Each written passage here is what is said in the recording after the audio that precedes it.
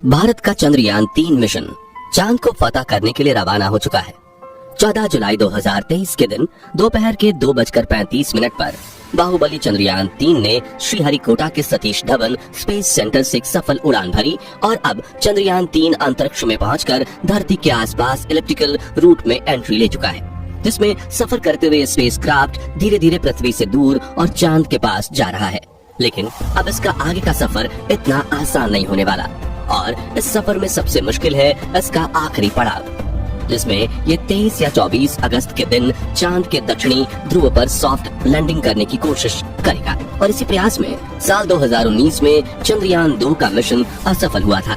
तो अब सवाल आता है कि आखिर क्यों चांद पर जाना इतना भयानक है और नासा के वैज्ञानिकों ने चांद पर ऐसा क्या देखा कि 70 दशक में चांद पर जीत हासिल करने वाले नासा ने अचानक से अपने सारे मून मिशंस बंद कर दिए। इस वीडियो में हम चांद से जुड़ी इन्हीं रहस्यमयी बातों से पर्दा उठाएंगे, साथ ही आपको चंद्रयान-3 के बारे में भी कुछ नया और अनोखा बताएंगे, तो पूरा वीडियो देखेगा। दोस्तों, सतह से चंद्रमा की पूरी तरह से गोलाई दिखाई देती है, लेकिन वास्तव में चांद भी पृथ्वी की तरह अंडाकार है। चांद की सतह पर बेहद स्थिर और हल्का वायुमंडल मौजूद है।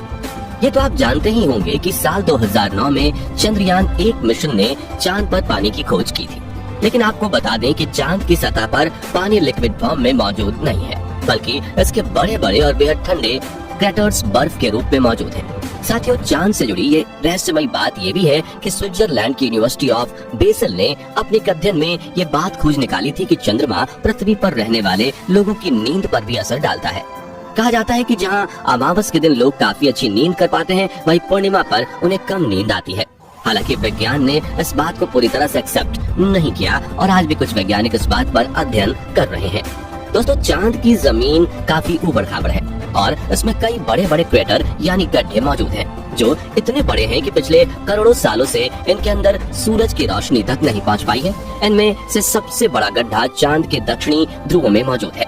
एटकिन बेसिन नाम के इस गड्ढे का डायामीटर 2500 किलोमीटर और गहराई तो इतनी ज्यादा है कि इसमें एक के ऊपर एक करके 10 बुर्ज खलीफा समा जाए। जहां इस गड्ढे की गहराई 8.2 किलोमीटर के आसपास है और ये पूरे सोलर सिस्टम के सभी ग्रहों और उपग्रहों में मौजूद गड्ढों में सबसे बड़ा गड्ढा है।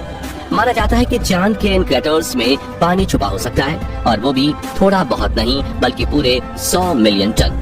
इसके अलावा यहाँ hydrogen, ammonia, methane, sodium, mercury और सिल्वर जैसे मूल्यवान संसाधनों का खजाना मौजूद हो सकता है, जिसकी खोज करने के लिए ही चंद्रमा पर चंद्रयान-3 मिशन को भेजा गया है। साथियों, साल 1959 में रशिया के स्पेसक्राफ्ट ने पहली बार चांद पर लैंडिंग की थी, जिसके बाद अमेरिका ने भी कई मून मिशन किए और 20 जुलाई 1969 के दिन नासा के अपोलो 11 मिशन के दौरान एस्ट्रोनॉट नील आर्मस्ट्रॉन्ग और बज एल्ड्रिन ने चांद पर पहली बार कदम रखा था।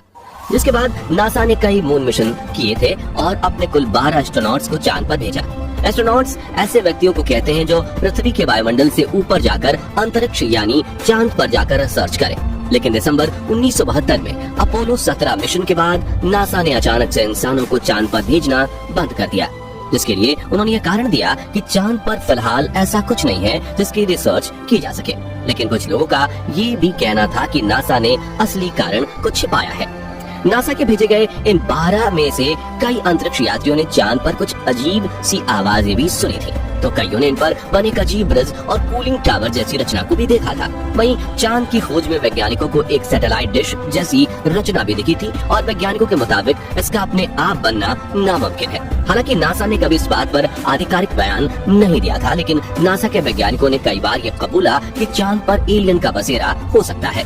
खैर, चांद पर एलियन हो सकते हैं या नहीं, इस बारे में अपनी राय हमें कमेंट में आप बता सकते हैं। फिलहाल यहाँ सबसे ज्यादा गौर करने वाली बात ये है कि ये सभी मिशन चांद के उत्तरी ध्रुव पर किए गए थे, जहाँ पर लैंडिंग करना चांद के दक्षिणी ध्रुव के मुकाबले काफी ज्यादा आसान माना जाता है। लेकिन साल 2019 में भारत के चंद्रयान-2 ने चांद के दक्षिणी ध्रुव पर सॉफ्ट लैंडिंग करने की कोशिश की थी और अपने इस प्रयास में चंद्रयान-2 का लैंडर विक्रम बुरी तरह से असफल हुआ था। लेकिन आखिर चांद का दक्षिणी ध्रुव इतना खतरनाक क्यों है, आइए जानते हैं। सबसे पहले तापमान की बात करें तो चांद के दक्षिणी ध्रुव में कई ऐसे बड़े बड़े गड्ढे यानी क्रैटर्स हैं जहां करोड़ों सालों से सूरज की धूप नहीं पहुंची, और सूरज की धूप न पहुंचने का सीधा सीधा मतलब है तापमान का ठंडा होना। इसलिए कई बार दक्षिणी ध्रुव का तापमान -230 डिग्री सेल्सियस तक पहुंच जाता है। ऐसे में किसी भी इंसान का स्पेस क्राफ्ट से बाहर निकलना तो छोड़ो, खुद स्पेस क्राफ्ट के लिए भी ऐसे वातावरण में काम करना मुश्किल है। इतने कम तापमान में कई बार स्पेस क्राफ्ट पर लगे इंस्ट्रूमेंट चलना बंद हो जाते हैं। वहीं सूरज की रोशनी न पड़ने की वजह से चांद के दक्षिणी ध्रुव के कई हिस्सों में काफी ज्यादा अंधेरा है। इस वजह से चांद के ऑर्बिट में घूम रहे नासा, रशिया और इसरो के ऑर्बिटर्स भी वहां के काफी हिस्सों को ठीक से नहीं देख पाए। यानी कि उन हिस्सों में क्या हो सकता है ये किसी को नहीं पता। ऐसे में वहां जाना सबसे बड़ी चुनौती है। इसके अलावा चांद के दक्षिणी ध्रुव की जमीन उत्तरी ध्रुव से ज्यादा उबड़ खाबड़ है, पर यहाँ पर कुछ सेंटीमीटर से लेकर 2500 किलोमीटर तक के बड़े बड़े गड्ढे हैं। ऐसे में रिसर्च के लिए किसी भी रोवर को यहाँ चलाना हो तो काफी सावधानी बरतनी पड़ती है, और अगर रोवर किसी बड़े क्रैटर में गिर गया तो उसे वहाँ से निकालना लगभग नामुमकिन हो जाएगा और रिसर्च मिशन भी फेल हो जाएगा। इस बात को ध्यान में रखते हुए इसरो ने चंद्रयान 3 के प्रज्ञान रोवर में सेंसर्स और नेविगेशन कैमरास लगाए हैं। अब सवाल आता है कि चंद्रयान 2 का विक्रम लैंडर चांद की सतह पर सॉफ्ट लैंडिंग करने में क्यों फेल हुआ था। तो बता दें कि इसरो के मुताबिक धरती से चांद की दूरी करीब 3,84,400 किलोमीटर है। ऐसे में इतनी दूरी पर लैंडर से डीप स्पेस कम्युनिकेशन बनाए रखना काफी मुश्किल होता है, क्योंकि इतनी दूरी पर रेडियो सिग्नल्स वीक हो जाते हैं और एंटेना से बहुत ज्यादा बैकग्राउंड नॉइज आता है। साथ ही अपनी कक्षीय गति यानी कि ऑर्बिटल मोशन की वजह से चांद लगातार अपनी पोजीशन बदलता रहता है। ऐसे में तय की गई लैंडिंग साइट पर पहुंचने के लिए लैंडर को भी सही मोशन पकड़े रहना पड़ता है। इसके अलावा चांद पर पृथ्वी से कम ग्रेविटी है, बहुत पतला वातावरण है। साथ ही चांद के दक्षिणी ध्रुव में काफी बड़े बड़े पत्थर और गड्ढे होने के साथ धूल भी उड़ती है, और ये सभी कारण किसी भी लैंडर को लैंडिंग करने में काफी चैलेंजेस देते हैं। और पिछली बार चंद्रमा की सतह से 2.1 किलोमीटर पर चंद्रयान 2 के लैंडर से इसरो का संपर्क टूट गया था, और इन्हीं में से किसी एक कारण की वजह से वो चांद की सतह पर क्रैश लैंडिंग करके तबाह हो गया था।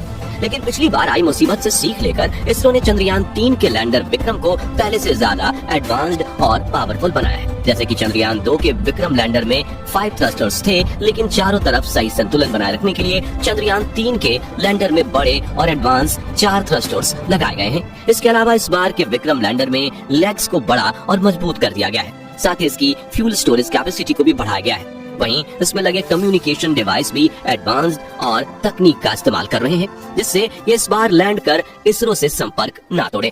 और सबसे जरूरी बात, इसके सॉफ्ट लैंडिंग सीक्वेंसेस को भी काफी हद तक सुधार दिया गया है। इन सभी बदलावों से चंद्रयान 3 के लैंडर को चांद की सतह पर सॉफ्ट लैंडिंग करने में आसानी होगी। साथ ही इन सभी बदलावों को टेस्ट करने के लिए सिमुलेशन चलाकर विक्रम लैंडर की हजारों बार टेस्टिंग की गई है, जिसमें ठंडे तापमान में उपकरण चल रहे हैं कि नहीं उनकी जांच करना, लैंडर के पैरों की मजबूती टेस्ट करना, कम ग्रेविटी में थ्रस्टर्स टेस्ट करना, ऊबड़ खाबड़ सतह पर लैंड करवाना वगैरह शामिल है। वह इसकी लैंडिंग साइट यानी चंद्रमा की धरती पर उतारने की जगह को भी पहले से ज्यादा बढ़ाकर 4x2.4 किलोमीटर की लोकेशन चुना गया है। और यदि सब कुछ प्लानिंग के मुताबिक रहा तो 23 या 24 अगस्त के दिन विक्रम लैंडर को चांद की सतह पर लैंड करवा दिया जाएगा। दोस्तों, अगर इस बार चंद्रयान 3 का लैंडर चांद पर बिल्कुल सही तरीके से सॉफ्ट लैंडिंग करता है तो अमेरिका, रशिया और चीन के बाद भारत वो चौथा देश होगा जो चांद पर सॉफ्ट लैंडिंग करेगा। साथ ही हमारा भारत वो पहला देश बनेगा जिसने चांद के सबसे भयानक हिस्से यानी साउथ पोल पर लैंडिंग की है, जिससे स्पेस रिसर्च के फील्ड में भारत का नाम सबसे ऊंचा हो जाएगा। तो साथियों, अगर आप भी हमारी तरह यही चाहते हैं कि चंद्रयान 3 मिशन में भारतीय स्पेस एजेंसी इसरो को अपार सफलता प्राप्त हो तो कमेंट बॉक्स में इसरो को अपनी दुआएं जरूर दीजिए। साथ ही जानकारी पसंद आई हो तो वीडियो को लाइक शेयर जरूर कीजिए, और चंद्रयान 3 मिशन से जुड़ी हर पल की खबर पाते रहने के लिए हमारे चैनल को सब्सक्राइब करके बेल आइकन जरूर प्रेस कर दीजिए। धन्यवाद।